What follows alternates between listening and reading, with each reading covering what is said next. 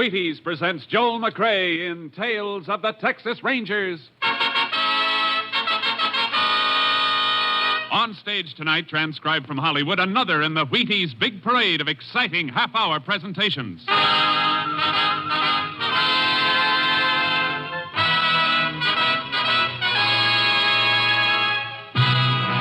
Tales of the Texas Rangers, starring Joel McRae as Ranger Pearson. Texas, more than 260,000 square miles, and 50 men who make up the most famous and oldest law enforcement body in North America.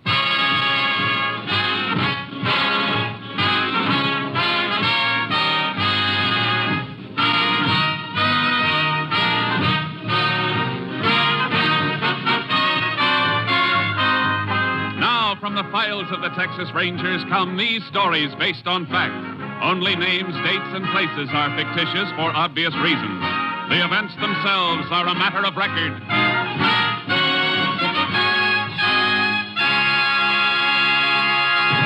Tonight's case, the Broken Spur.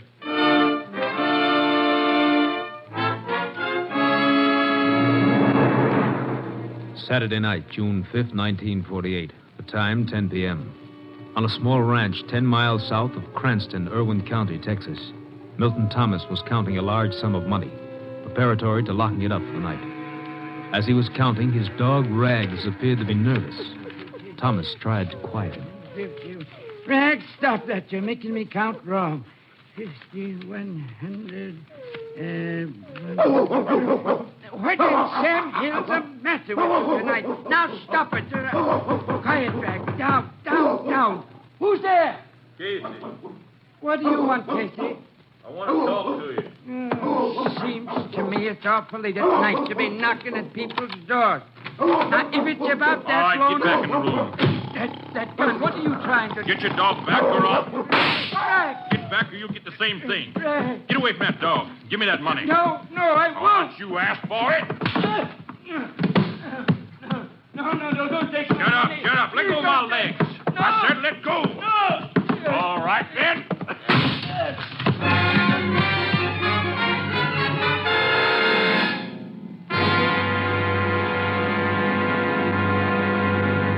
Tales of the Texas Rangers will continue in just a moment.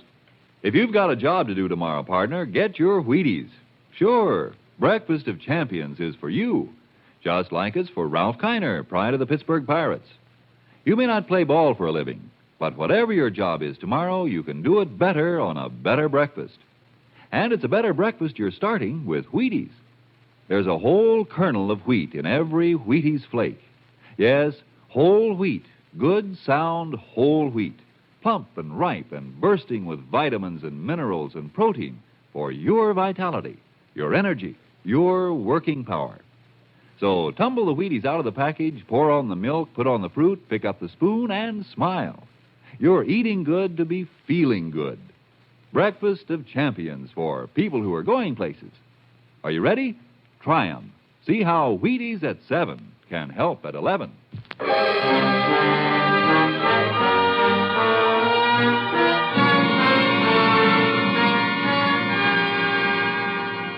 At 10:30 the same night, Milton Thomas's house was discovered on fire. The Cranston Fire Department was called.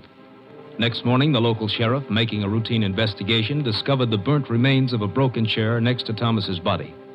He ordered an autopsy. The results prompted him to call the Texas Rangers.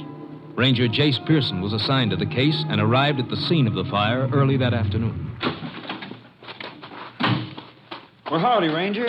I'm Sheriff Taxon. Howdy. My name's Jace Pearson. Come on, I'll show you the house.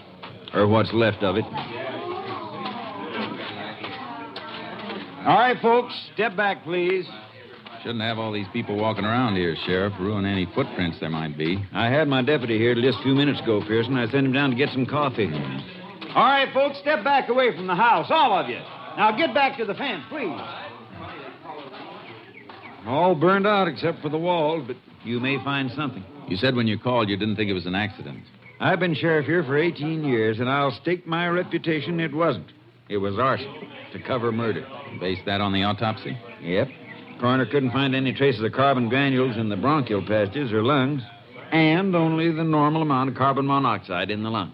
Indicating Milt Thomas wasn't breathing when the fire started. Right. This was the front door. Burned off the hinges and fell out. That's funny. What? The lock on this door, special kind. Takes a key on both sides. When the door is shut, you have to have a key to get out of the house as well as in. Oh, that, yeah. Milt was a funny old galoot. Had them put on both doors. The windows had trick locks, too. Why? Well, folks say he kept a lot of money in the house. Maybe just a story. This lock's still working. Let's look at the back door. Oh, here's what's left of Milt's old iron safe. Was it open like that when you found it? Yep. Empty, too. This lock's not forced or broken. Kind of hard to tell much about anything after the roof fell in. Yeah, it's a mess, all right. Same kind of lock here on the back door. It's working, too. Meaning whoever started the fire was locked in? Well, look here. Whoever it was, here's where he went out. See that window glass outside on the ground? Let's climb out and look.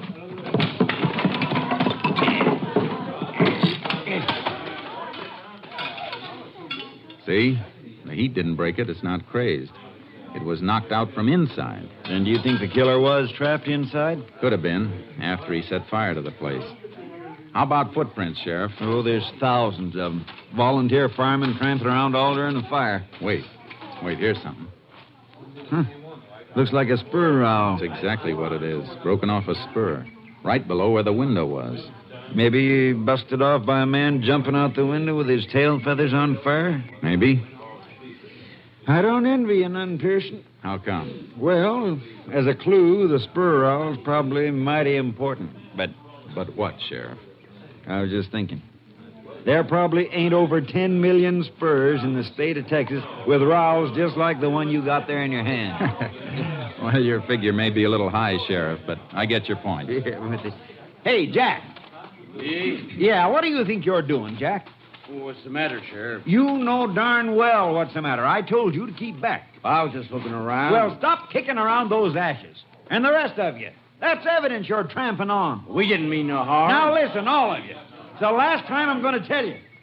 How'd you like it if we thought one of you was the criminal, coming back to the scene of the crime and deliberately trying to destroy evidence? Oh. Okay, then, get back or get off the property altogether.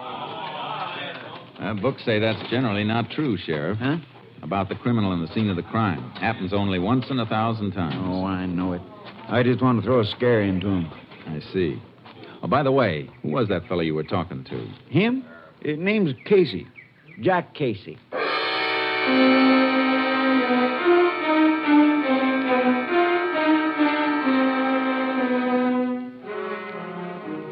The sheriff and I went over the yard thoroughly, but any footprints the murderer might have left were trampled out by the firemen and the onlookers. Finally, some distance from the house, I found the place I was looking for. Sheriff? Huh? Come over here. What is it? Look, here's where he took off from. Hoofprints. Dug out in an awful hurry, too. And his horse tethered to this tree. Seems to me any man who had legitimate business at the house would have tied up closer. Yeah, that's logical. Well, look here. Horse chewed on the tree. Might be a cribber. We find our man, we'll likely find a horse that chews on his feed bin. See, these tracks head west toward Snake Creek. You got a horse, Sheriff? I can get one. Good. I'll get mine out of the trailer. We're going to follow those hoof prints.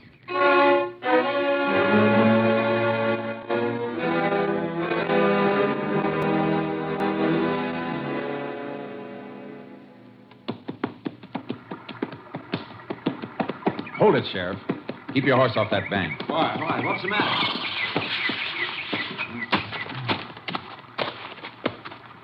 Boot prints. Good, fresh ones. Oh, I thought for a minute you'd seen a moccasin. This stream's full of cottonmouths. I'll take my kit and make some plaster molds of these prints. He dismounted here and led his horse across. Yeah, probably afraid of slipping on those flat, mossy rocks. Small foot, about size 7 or 8, I'd say. Odd track pattern, too. Not likely he was toting a heavy load. Probably a fat man. Fat? Yeah, look at his tracks. Deep, even in the dry places. I make tracks as deep as those, way over 200, but I ain't exactly fat. No, you're not fat, Sheriff. But what size boot do you wear? 11 and a half. You ever see a man your height make a footprint this small? Come to think of it, I don't suppose I ever did. Oh, wait a minute. That man who was poking around the ashes back at the house. Casey, was it? Yeah, Jack Casey. What about him? He's fat. Sheriff, was he driving a car or riding? Casey was riding his old paint mare. Say, she's a cribber. Then I'm going to need a warrant. As soon as I get this mold, I'm heading for town. Sheriff, either the books are wrong or this Casey is 1 in 1,000.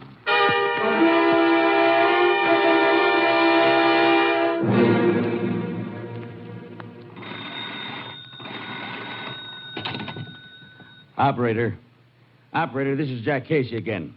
What about that call I've been trying to get through for the last hour and a half? Yeah, Money, Texas, the Delta Sawmill Company. I know it's Sunday, but somebody's bound to be. Who's that? Oh, Jack! What are you doing with that gun? Oh, it's you. Operator. Hello, operator. You said you'd call me back every 20 minutes. It was over a half hour last time. Well, keep trying. Jack, who are you trying to call? And what are you doing with your shotgun? Leave me alone, Martha. Where you been since noon? You were supposed to meet me at the Tate's for dinner. I know it, but... Who's that? Who is it? Texas Ranger. What? Jack, what have you done? Put that gun away. Get in the back room. You ain't fixing to shoot him, are you? If I have to. Jack, don't do it. Please, Jack, don't be... Hold it, Ranger. Stay where you are. Put that gun down, Casey. You're not coming in here. I got a warrant here says I can. And I am. Jack, put it down. Let go that barrel. Grab it, Ranger. Give me that. You all right, ma'am? Yeah, I'm all right. Shotgun's a nasty thing to carry around cocked. I'll just take this. I want to look around a little. That your bedroom? Yeah. Come on. That paint mare outside yours? Yes, it is. Are these your boots? Mm-hmm. How'd you break this spur? Huh? Well, I didn't know it was broken. I'll take these boots along.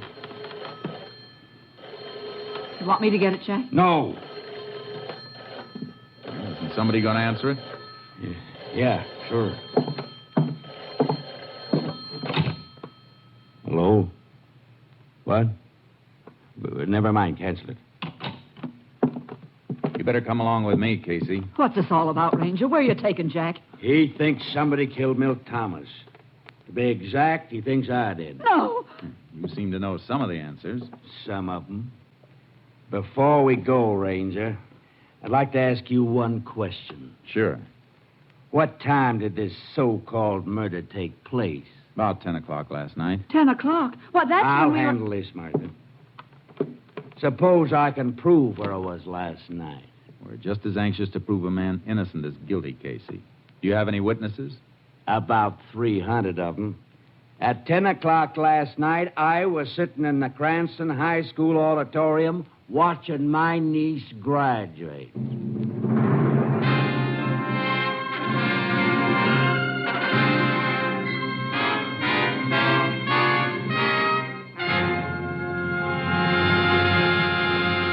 In just a moment, we continue with Tales of the Texas Rangers starring Joel McRae as Ranger Jace Pearson. If a man rides herd on 100 head of cattle all day, first he needs his Wheaties.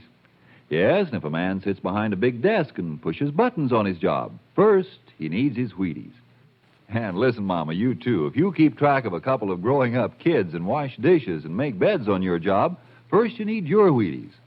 Yup, whatever your job, wherever you work, Wheaties can help. Whether you run a machine or pound a typewriter or play baseball for a living, first you need your Wheaties.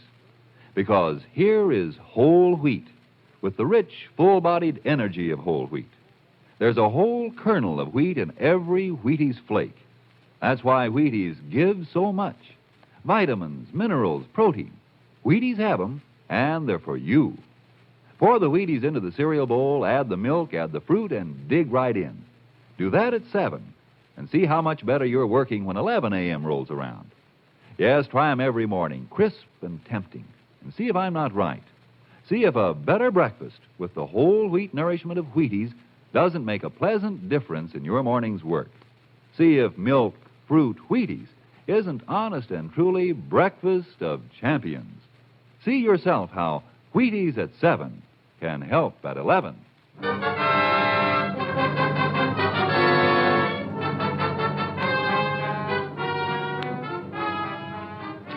Casey stuck to the alibi that he'd been at the graduation the night before, but I already had enough evidence to take him in. While the sheriff was out asking questions around town, I tried to break down Casey's story. I tell you, I was there. All right, take it easy, Casey. Let's assume for a minute you were. And how do you account for the boot prints made by your boots and found near the scene of the crime? Lots of people wear boots. Could have been anybody. I'm afraid not. You see, I made plaster casts of those prints, and the boots, the ones you admitted were yours, matched the prints to the last nail mark. Well, I've tramped around this part of the country a lot of times. They could have been old prints. These were fresh prints. Well, what about it? I don't know.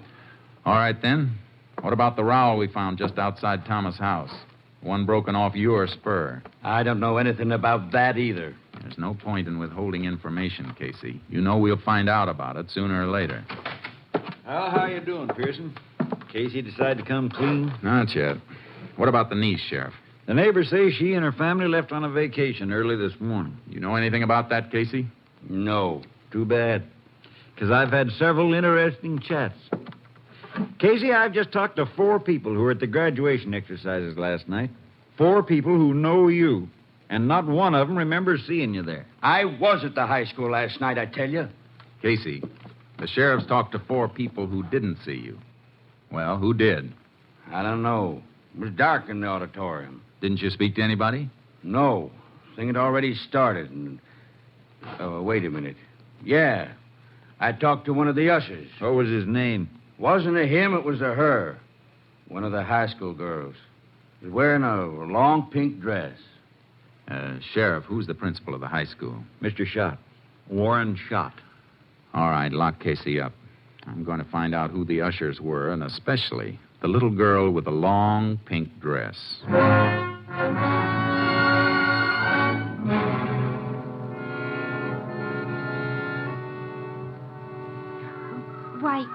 Why, yes, sir. I remember Mr. Casey being there with Mrs. Casey. Are you sure, Ella May? This is very important. Well, sure, I'm sure. They came in late and had to wait until the invocation was over. And then he asked for an aisle seat. He said he couldn't climb over people. He's so... well, you know. Yeah, I know.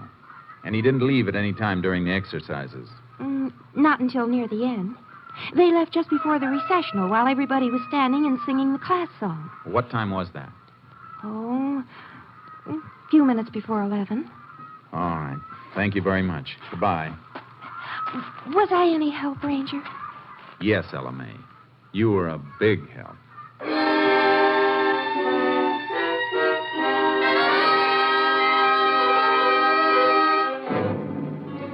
I was stuck. It looked like I was going to have to release Casey. Then I remembered something. The phone call that came in while I was out at Casey's place. The one he'd been reluctant to answer. I dropped by the Cranston telephone office. This is the call you wanted, Ranger. What was it? Mr. Jack Casey placed a call to the Delta Sawmill Company in Monee, Texas at 2:22 p.m. today. There was no answer, and when the Monee operator did get through, she called back at 3:40. But Mr. Casey had canceled it. Do you know who the call was for? Yes, sir. It was person to person to Mr. Ben Casey. Ben Casey? Mr. Jack Casey's son. Son? Well, do you know him? I used to. When? Well, we went to high school together. Some of my girlfriends and I used to go places with Ben's bunch, but my mother made me stop. She said he wasn't the kind of boy that girls should run around with. I see. And he finally left home. Couldn't get along with his stepmother. Oh, then Mrs. Casey's not his mother. Oh, no, Ranger. They used to fight. Oh. Go on. This may be very important. Well, I heard that she and Ben fought all the time, and then one day after they had a big fight, Ben packed up and left. Well, when was this? I reckon it was a couple of years ago. He went down to Monee then and got a job at that sawmill there. What does this Ben look like? He's a spitting image of his father and just as fat, too. Have you seen him lately? I saw him at the bus station. His father came and picked him up. When? Let's see, day before yesterday. Friday.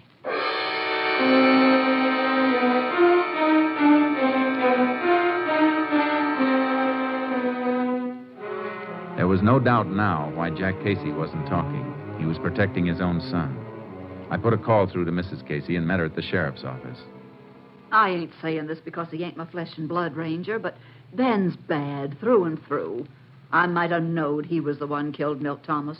Mrs. Casey, tell me about Ben. He came in Friday, didn't he? Yeah. Come in on the bus and stayed over Saturday. He wanted to borrow money. He's always broke. Gambles. That's right, Pearson. Picked him up a couple of times for gambling. Go on, Miss Casey. Well, like I say, he wanted to borrow $50 from Jack, but Jack didn't have it.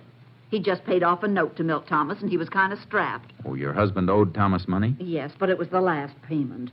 Jack was joking about how Thomas always wanted cash money, didn't trust checks. Did Ben hear him say this? He sure did, Sheriff. And then he sulked around all day Saturday until we was getting ready to go to the commencement that night. And just before we left, he said he was going to use Jack's horse to go for a ride. At night? Yeah, seems strange to me, too. And then he asked could he borrow a pair of Jack's boots. He was wearing flat heel shoes. They wear the same size? Oh, have, ever since I can remember. Well, anyway, we went on to the graduation. And when we got home, the mare was in the barn, still saddled, all sweaty. Looked like she'd been run almost to death. And Jack's boots were tossed on the floor, and Ben was gone. All right, Miss Casey. That's all for now, and thanks. You're welcome.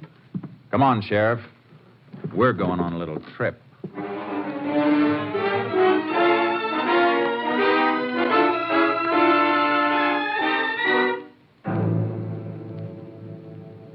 Sheriff Taxon and I piled into my car and headed for Monee. As soon as we got out on the highway, I put in a call to my headquarters. Unit 10 to KTXA. Unit 10 to KTXA. KTXA to Unit 10. Go ahead, Unit 10. Unit 10 leaving Cranston State Highway 22 en route to Monee.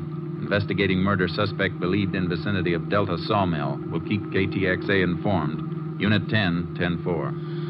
Okay. KTXA, Austin. KTXA, Sheriff, Austin, you know young Casey by sight, don't you? I watched him grow up. Good. If he's gone and we have to comb for him, I don't want to turn up the wrong fat man again. Oh, you'd know him now, after seeing his father. Except for age, they're the same. You mean except for age and the fact that the young one's a murderer?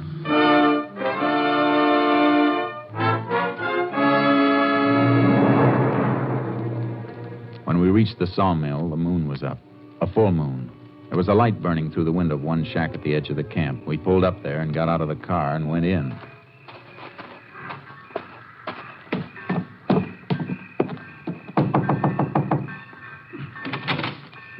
Well, howdy, Ranger, Sheriff. Hi. We're looking for a man named Casey. Ben Casey? Yeah, you're on? I don't know for sure. Sleeps in the big bunkhouse down the line. Which bunk? I'll show you if you like. Fine. Sheriff, maybe you better take a look through the mess hall. Fat boy like him might be fixing a late snack. If you don't find him, come up and meet me. And if you do find him, call me before you try and take him. Right. Bunkhouse is this way. No light in the place. Well, some of the boys was going into town for a moonlight dance. Don't know if Ben went with them or not. Has he been packing any money that you know of? Well, yeah, come to think of it, he had quite a bit. Said he hit it lucky in a dice game and that... Well, he did get it in a dice game, didn't he? If he did, the other fellow never got a chance to roll them. Oh? Here we are.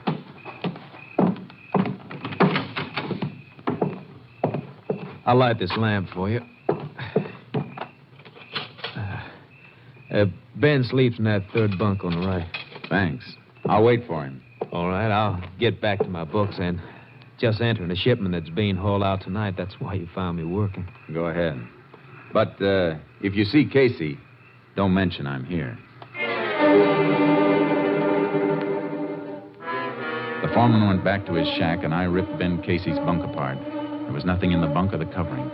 I dragged a footlocker out from underneath and was bending over it when... All right, Ranger. Up with him, and don't turn around. They're up. What are you doing here? If you're Ben Casey, you know what I'm doing. This is the end of the road, boy. I'll take that lantern. I'd be careful with that, Ben. Remember what happened the last time you dropped a lantern? You're pretty smart, ain't you, mister? But I'm smart, too. Here's a present for you.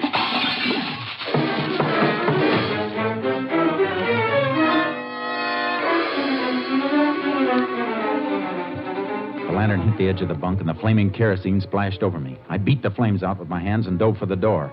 He'd rammed something against the outside of it. When I forced it open, I stumbled over a heavy log bench he'd used as a barricade. Hey, Ranger, what is it? Casey! You see him, Sheriff? Well, somebody went off that way, toward the rail siding. Let's go!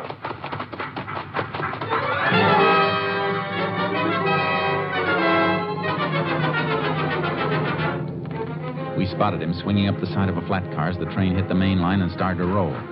We grabbed onto one of the last cars and scrambled to the top and started to work our way forward. There he is, about 5 cars ahead. I can't see him. Kerosene scorched my eyes. He can see us, all right. He's shooting. Drop flat. We'll crawl up on him. He can't go any farther than the length of the train. There he goes. He's jumping. I see him. I'm going after him. Well, I'm coming with you. He's breaking from the wheel.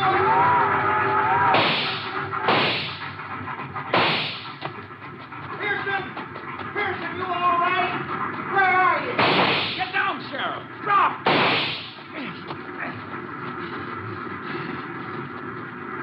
Can you see him? No, but he's close. About 10 yards in, not moving. Keep low. We're silhouetted good against this clearing. What you doing, Pearson? Taking off my jacket. See if you can find a stick about 5 feet long. Well, here's a dead branch. This do? Fine. Give it to me. What you fixing to do? I'm going to put this branch through my coat sleeves like this. Here. When I tell you, hold it up. I get it. Something for him to shoot at, huh? Right. I'll fire at his gun flash. All right, Casey. Come out with your hands up. This is your last chance, Casey. Okay, Sheriff. Lift the coat. You got him! Come on. Don't shoot, Ranger. Don't kill me. Oh, please give me a chance. Like you gave Milt Thomas? It was a short train ride, Casey, but I got a hunch you'll get a longer one soon. Come on.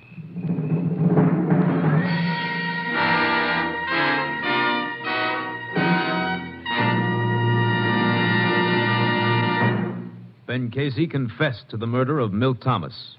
On August 2nd, 1948, he entered Huntsville Penitentiary. His sentence, life imprisonment.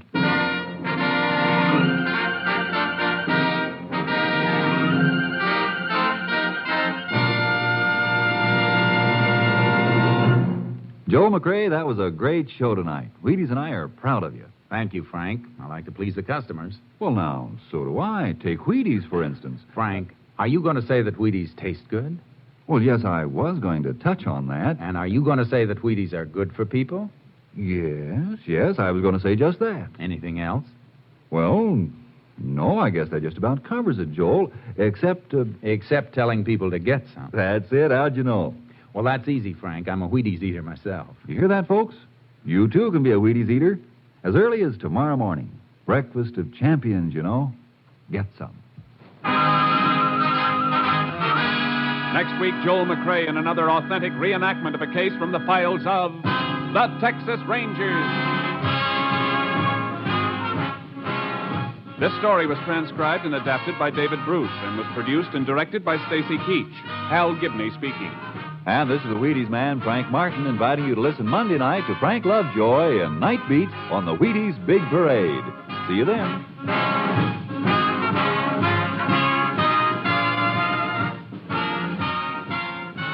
Tomorrow there's good listening with the Summer Symphony on NBC.